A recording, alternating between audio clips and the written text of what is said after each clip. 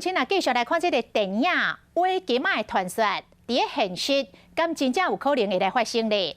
讲真正有民众向国有财产署来申请，到台东的知本海岸要来挖金仔，因有找股东来合作，投入超过300万。因相信讲，遐有大约2栋的黄金，市价超过新台币36亿，嘛有找学者帮忙鉴定。但是当地部落来主张讲，挖金仔的地点是因传统的领域，无爱互人挖。啊，这个工程的期限到等一个5点就到期咯，恐惊这个挖金仔的美梦一场空。金光闪闪的金仔，代表真侪财富，互真侪人吓到要死。伫咧台东县，都有人听爸爸威言，伫咧知本海岸边找日本时代所带的金仔。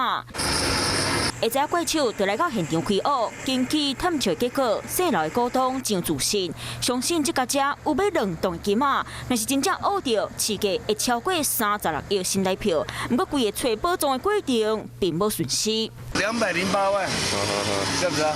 那工期有个期限，你要什么期限啊？之前5月5号就到期了。会这样去，就是因为已经开真侪钱，嘛又申请讲会使挖。不过当地部落就讲，这算是传统的领域，袂当动工。为3月开始拖到即马，两边协商到达，拢也未讲好势。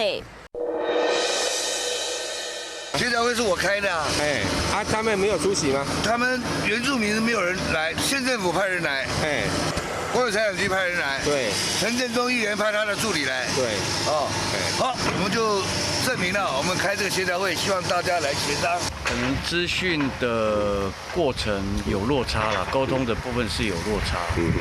那部落其实也是尊重这个协调会的会议的结论。会议结论就是说先暂缓施工。部落和业者拢各人讲各人话，拢希望台东县府会当出面来瞧。即马部落嘛是反对，说来有可能因会行法律这条路。